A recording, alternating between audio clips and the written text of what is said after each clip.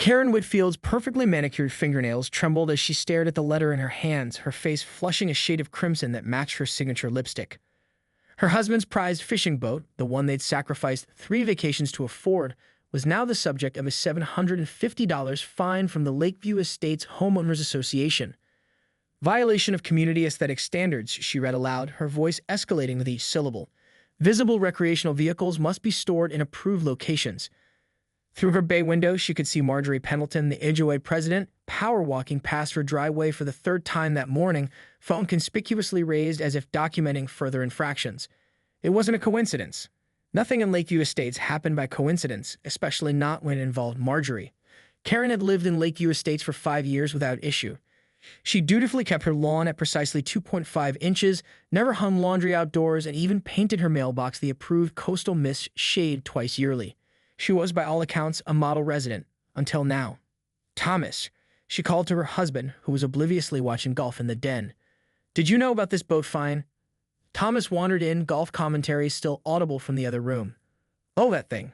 Yeah, got it yesterday. Figured we'd just pay it and move on. Not worth fighting City Hall, you know. Karen's eye twitched. Move on? Move on? Do you know what Marjorie spent on her koi pond renovation last month? $15,000. And she has the audacity to fine us for a boat that's barely visible from the street. It's just how these places work, honey, Thomas replied with a shrug that ignited something primal in Karen's chest. Remember why we move here. The safety, the good schools, the community pool.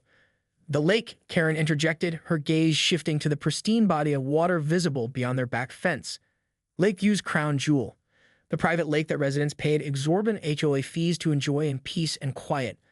The lake with strict noise regulations and a no motorized watercraft policy that had been implemented 3 years ago after the Hendersons' teenage son had one too many wakeboarding parties. Thomas recognized the look in his wife's eyes. Karen, whatever you're thinking. I've never broken a rule in my life, she interrupted, her voice eerily calm as she picked up her phone. But if they want to play games, I know exactly who to call. She scrolled to a contact she hadn't used in years. Her brother Mike, whose passion for extreme sports was matched only by his disdain for authority. The same brother who owned not 1 but 3 competition-grade jet skis and had been banned from 2 lakes in the county already. Mike, it's your sister. How would you like to visit this weekend? And bring those jet skis you're always posting about. I've found the perfect place for you to ride. Thomas collapsed onto the sofa, remote controls slipping from his fingers. Oh God, Karen, please don't do this. But Karen was already hanging out, the smile spreading across her face that would have made Marjorie Pendleton cross the street had she seen it. They want to fine us for having a boat we can't even use on their precious lake. Well, I think it's time Lakeview Estates remembers why they created that no motorized watercraft rule in the first place. As she stepped onto her back patio, the afternoon sun glinted off the tranquil lake waters. Karen took a deep breath of the quiet suburban air. By this time next week, everything would change. Karen sat at her kitchen island, surrounded by papers, a half-empty bottle of Sauvignon Blanc at her elbow. Thomas had gone to bed hours ago, muttering about picking your battles and property values. But Karen was beyond such practical concerns. She'd spent the evening combing through the HOA bylaws, finding loopholes that might prove useful. The doorbell rang at precisely 9:17 the next morning. Karen opened it to find Marjorie Pendleton, clipboard in hand, her steel-gray bob unmoved by the morning breeze. Good morning, Karen, Marjorie said with practiced pleasantness. I noticed you haven't submitted your payment for the recreational vehicle violation. I thought I'd stop by to see if you had any questions. Karen's smile stretched across her face like plastic wrap. Actually, Marjorie, I do have questions. I've been reading the bylaws. Fascinating document, really, and I'm curious about Section 12.4 regarding lake usage. Marjorie's smile faltered slightly. What about it? Well, it states that motorized watercraft are prohibited, but there's nothing specific about jet skis. Technically, they're personal watercraft, not boats. Karen leaned against her doorframe. And the noise ordinance only applies after 8 p.m., and before 8 a.m. I checked with the county on that one. Marjorie's nostrils flared. The spirit of the rule is clear, Karen. No loud vehicles on the lake. This community values its tranquility. The spirit, perhaps, but not the letter. And isn't it your job to enforce the letter of the law, Marjorie? Karen's voice dripped with mock innocence. After all, that's what you did with my husband's boat. The clipboard in Marjorie's hands trembled slightly. Are you planning something, Karen? Me? I'm just trying to understand the rules so I can be a good neighbor. Speaking of which, how is your new koi pond? The one you got approved in 48 hours while the Rodriguez family waited 3 months for permission to install a basketball hoop. Marjorie straightened her linen blazer. The approval process depends on many factors, like friendship with the board president. Karen raised an eyebrow. Or are you the only one allowed to bend rules around here? As Marjorie stormed off, Karen closed the door and picked up her phone. Her brother had sent a text with a photo of his 3 jet skis being loaded onto a trailer. The cavalry arrives tomorrow, sis. Karen began making calls to other disgruntled homeowners, the Johnsons, whose requests for solar panels had been denied, the Paddles, who'd been fined for their garden gnome collection, and the Delgados, whose application for a wheelchair ramp had been under review for 7 months. By evening, she had a list of 15 families with HOA grievances, all willing to attend what she was calling a lake appreciation gathering on Saturday. Thomas watched in horror as she created a private Facebook group titled Lakeview Liberation. "This is going to blow up in our faces," he warned. "They could put a lion on our house." "They could," Karen agreed, "but they won't. Because Marjorie doesn't want anyone looking too closely at how this HOA has been run. Did you know they haven't published financial reports in 3 years? The Wilsons on Oak Street have been asking." As Saturday approached, Karen's plan evolved from a simple act of defiance into an organized rebellion.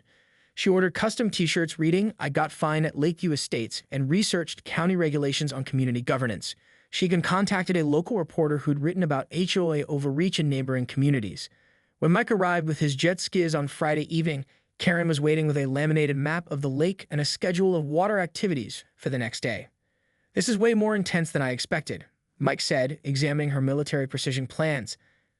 "I thought we were just going to buzz around and piss off some suburban snobs." Karen looked up from her clipboard, a fierce gleam in her eye. "Oh, we're going to do much more than that. We're going to remind this entire community who this lake really belongs to. And it's not Marjorie Pendleton." Thomas walked into the garage, took one look at the jet skis and the wild determination on his wife's face, and walked right back out, muttering something about updating their homeowner's insurance. Dawn broke over Lakeview Estates with an unusual tension hanging in the air. Karen stood on her back porch at 7:58 a.m., stopwatch in hand, watching as her brother Mike finished, attaching small pennant flags to create a makeshift race course on the glassy surface of the lake. The morning fog created a dramatic backdrop as if nature itself was setting the stage for the confrontation to come. "2 minutes," she called out to Mike, who flashed a thumbs up from the dock. Behind her, Thomas paced nervously, occasionally peeking through the blinds as if expecting a SWAT team to descend on their property. "It's not too late to call this off," he pleaded one final time. Karen checked her watch. "Actually, it is. In exactly 1 minute and 15 seconds, we'll be operating within the noise ordinance permitted hours, and 12 families will be arriving with their lawn chairs and refreshments." She turned to face him with an unexpected vulnerability in her eyes. "This isn't just about the boat fine anymore, Thomas. It's about standing up to people who use power to bully others." At precisely 8 o'clock a.m., Mike gunned the engine of his first jet ski, its roar shattering the weekend quietude like a cannon shot. Karen couldn't help but wince at the volume. She'd forgotten just how loud these machines were, but then she steeled herself, remembering the condescending smile on Marjorie's face when she delivered the fine. Within minutes, curtains twitched in windows all around the lake. Karen waved cheerfully at Mrs. Abernathy next door, whose morning yoga routine on her sun deck had frozen mid-warrior pose at the first engine reverend. "Good morning," Karen called with exaggerated brightness. "Perfect day for water sports, isn't it?" By 8:30, the scene had transformed. The Paddles had set up a pop-up canopy with Indian street snacks. The Rodriguez kids were cheering each time Mike completed a lap, and the Johnsons had brought their stereo system, now blasting "Born to be Wild" across the water. Karen moved among her guests like a political candidate, shaking hands and listening to HOA horror stories. "They fined me for having wind chimes," Mrs. Liu from Cherry Lane confided. "Said they were non-approved auditory decorations." "The board denied my petition for a little free library," said Mr. Green, a retired English teacher. "Called it an unauthorized structure." Each story fueled Karen's resolve, even as she spotted a golf cart with the HOA logo speeding along the lakeside path. Marjorie Pendleton sat rigidly in the passenger seat, her face a portrait of fury, while Gerald, the HOA treasurer, drove with panicked acceleration. The cart screeched to a halt at Karen's property line. "This is an unauthorized gathering," Marjorie shouted over the combined noise of jet skis and classic rock. "And those watercrafts are expressly forbidden." Karen strolled over, a clipboard tucked under her arm. "Good morning, Marjorie. Beautiful day, isn't it?" She gestured toward the lake. "We're just enjoying our community amenities. I've reviewed the bylaws thoroughly, and while they prohibit motorized boats, they don't specifically mention personal watercraft." This is, Marjorie sputtered. "Perfectly legal," Karen offered helpfully. I've confirmed with the county that noise restrictions only apply before 8 a.m., and we didn't start until exactly 8 o'clock. I have witnesses. She gestured to the growing crowd. Gerald wiped sweat from his brow. Karen, be reasonable. The neighbors. All right here, Karen finished, sweeping her arm to indicate the gathered residents. Turns out lots of folks had issues with how the HOA's been managed. We're thinking of calling for a special election of board members. Bylaws say we only need signatures from 30% of homeowners. She patted the clipboard. We're already at 23%. Marjorie's face had gone from red to white. You can't do this. Actually, she can, said a new voice. Everyone turned to see a woman with a press badge stepping forward, a photographer trailing behind her. Samantha Wells, Community Chronicle. I'm doing a feature on HOA governance in the county. Heard there might be a story here. Karen smiled politely. Perfect timing, Ms. Wells. We were just discussing transparency in HOA financial reporting. Did you know our board hasn't published required quarterly statements since 2019? I'm sure Marjorie and Gerald would be happy to comment. The look of unbridled panic that passed between the board members would have been comical if it weren't so validating. As they stuttered through excuses to the reporter, Karen felt a hand on her shoulder. It was Thomas, looking at her with a mixture of terror and admiration. You're enjoying this way too much, he murmured. Have even started, Karen replied, watching as Mike completed another high-speed circuit, sending a plume of water toward the shore that sprinkled the edge of Marjorie's immaculate linen pants. This is just the first lap. By noon, Lakeview Estates had transformed into something unrecognizable. What began as Karen's jet ski rebellion had evolved into an impromptu community festival. The Delgados had brought their grill and were serving carne asada tacos. The Wilson twins had set up a face-painting station. Even the typically reclusive Mr. Finch from Heron Court had ventured out with his homemade beer, passing around samples in plastic cups. Karen stood at the center of it all, simultaneously exhilarated and terrified by what she'd unleashed. This was no longer just about her boat fine. It had become a full-fledged community uprising. You've created a monster, Thomas said, appearing at her side with a paper plate loaded with food. I'm still not sure if I should be proud or horrified. Both, Karen admitted, watching as Mike gave rides to a line of excited children, their parents signing hastily printed waivers she created the night before. I just wanted to make a point, not start a revolution. Well, the revolution is definitely in progress. Thomas nodded toward the community center, where a convoy of luxury vehicles was now arriving. And here comes the Empire to strike back. The full HOA board had assembled, 7 members in total, marching toward Karen's gathering with the grim determination of an advancing army. Marjorie led the charge, flanked by Gerald and the other members, all wearing expressions that ranged from outrage to mild constipation. The crowd parted instinctively as they approached, conversations dying down until only the persistent whine of jet ski engines remained in the background. This ends now, Marjorie announced, her voice carrying across the suddenly quiet gathering.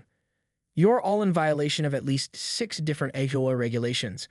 I have documented each infraction and will be issuing fines accordingly. Karen stepped forward, surprising herself with how calm she felt. On what authority, Marjorie? The bylaws clearly state that fines must be approved by committee vote after proper notice and opportunity for hearing. Don't lecture me on bylaws, Marjorie snapped. I've been president of this association for 8 years. And when was the last board election held? Karen asked, loud enough for everyone to hear. Because Section 5.3 requires elections every 2 years, and I've lived here for 5 without seeing a single ballot. A murmur rippled through the crowd. Gerald tugged nervously at Marjorie's elbow, but she shook him off. We've maintained this community's property values and exclusivity. Marjorie's voice rose. Before we took control, there were basketball hoops and driveways. Children's toys visible from the street. This neighborhood was descending into chaos.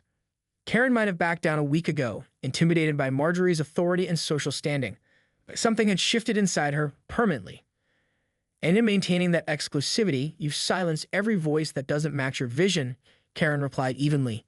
You've turned neighbors against each other, encouraging people to report violations instead of helping each other. That's not a community, Marjorie. It's a surveillance state with Mike's landscaping. Applause erupted around them, startling Karen. She hadn't realized how many people had gathered, how many were listening. Marjorie's composure cracked. You think you can do better? You with your husband's eyesore of a boat and your jet ski circus? You have no idea what it takes to maintain standards. Maybe we need new standards, piped up Mrs. Rodriguez, stepping forward with her daughter in her wheelchair. Maybe we need to care more about people than about what color their mailboxes are painted. Or whether garden gnomes decrease property values, added Mr. Patel. Or if basketball hoops make us look common, said Mrs. Johnson, her arm around her teenage son. With each comment, Marjorie seemed to physically shrink, her authority dissipating like morning mist under a harsh sun. The other board members began to edge away from her, reading the room. "This isn't over," Marjorie finally managed, but her voice had lost its commanding edge. "There will be consequences." As the board retreated, the crowd's energy surged. Someone cranked up the music again, and cheers erupted as Mike performed a particularly dramatic jet ski maneuver. Thomas slipped his arm around Karen's waist. "Congratulations, revolutionary. What happens now?" Karen watched the board members hurrying back to their cars, already arguing among themselves. "Now," she said, "we rebuild this community, starting with a legitimate board election." But as the words left her mouth, she noticed a police cruiser pulling slowly into the neighborhood, lights flashing. It seemed Marjorie had one more card to play. Officer Rivera stepped out of his patrol car with the weary expression of a man who'd seen too many suburban disputes in his 15 years on the force. As he approached the gathering, notepad in hand, the festivities dimmed. Music was lowered, conversations hushed, and Mike cut the jet ski engine, coasting to the dock. "I received a noise complaint," he announced, his eyes scanning the crowd until they settled on Karen, along with reports of unauthorized watercraft on a private lake. "Who's in charge here?" Before Karen could speak, a chorus of voices called out, "She is," with varying degrees of pride and concern. Officer Rivera raised an eyebrow. "That would be me," Karen admitted, stepping forward with as much dignity as she could muster while wearing a Lakeview Liberation t-shirt and holding a half-eaten taco. "Karen Whitfield, this is my property." "Mrs. Whitfield, are you aware of the community regulations regarding?" Officer Rivera. Marjorie's voice cut through as she rushed back from her car, clutching a thick binder. "I have documentation of all violations occurring today. As HOA president, I insist these people be removed from the lake immediately." Officer Rivera sighed. "Ma'am, homeowners association rules are civil matters, not criminal ones. I'm here about the noise complaint." "Then do something about that." Marjorie pointed accusingly at the jet skis. Rivera flipped open his notepad. "According to county ordinance, acceptable noise levels can be maintained between 8 a.m. and 10 p.m. on weekends, unless the decibel level exceeds." "This isn't about the county," Marjorie interrupted. "This is about our community rules. I've been enforcing them for 8 years. 7 years and 4 months, corrected a new voice. The crowd parted to reveal Howard Linden, a slight man in his 70s who rarely left his lakeside cottage. He walked slowly toward them, leaning on a cane. "And you were never elected to do so." A hushed murmur spread through the gathering. Howard had been the original developer of Lakeview Estates and its first HOA president before health issues had forced him to step back. "Howard." Marjorie's tone shifted to honeyed respect. "You should be resting. I'll handle this disruption." "I've been resting too long," he replied, his voice frail but determined. "Watching what you've done to my community." He turned to Officer Rivera. "Young man, I'd like to report an actual crime. Embezzlement and fraud." The silence that followed was complete enough to hear the distant highway traffic. "Mr. Linden," Officer Rivera said carefully, "those are serious accusations." "Yes, they are." Howard nodded to Karen. "May I borrow your clipboard?" When she handed it over, he extracted several papers from his pocket and added them to her collection. "These are financial records I've been gathering for months. Marjorie and Gerald have been diverting HOA funds to personal accounts for years. The landscaping company that maintains our common areas, owned by Marjorie's brother. The construction firm that rebuilt the clubhouse at 3 times the estimated cost, Gerald's son-in-law." Marjorie's face went ashen. "Fats, that's absurd. Howard, your illness has clearly affected your mind." "My body's weak, Marjorie, not my mind," Howard replied. "And I have bank statements." He turned to the stunned crowd. "I built this community to be a place where families could enjoy living together, not to be a fiefdom for petty tyrants. When I stepped down, the board was supposed to hold elections. They never did." Karen felt a strange mix of vindication and shock. She'd suspected mismanagement, but actual fraud? Gerald suddenly broke, his composure crumbling. "It was her idea," he blurted, pointing at Marjorie. "She said no one would notice if we adjusted the maintenance contracts." Marjorie gasped. "Gerald." Officer Rivera cleared his throat. "I think we should continue this conversation down at the station. Mr. Linden, Mrs. Whitfield, would you be willing to provide statements?" As Marjorie and Gerald were escorted to separate patrol cars, a second unit had been called. The crowd watched in stunned silence. The community that had seemed so orderly, so perfectly regulated, had been built on corruption. Howard turned to Karen with unexpected appreciation. "It took someone willing to make a scene to finally expose the truth. Thank you for that jet ski racetrack, young lady." Karen stood speechless for once, watching as the police cars pulled away. Her simple act of rebellion had unearthed something far bigger than a petty HOA dispute. Thomas appeared beside her, surveying the subdued festival atmosphere. "So," he said with remarkable calm, "do we still have to move the boat?" Karen finally laughed, the tension of the day breaking. "I think we might have bigger issues to deal with now." As the sun began its late afternoon descent, the impromptu community gathering transformed yet again, this time into an emergency neighborhood meeting, with Howard Linden presiding from a lawn chair and residents voicing their hopes for a reformed HOA.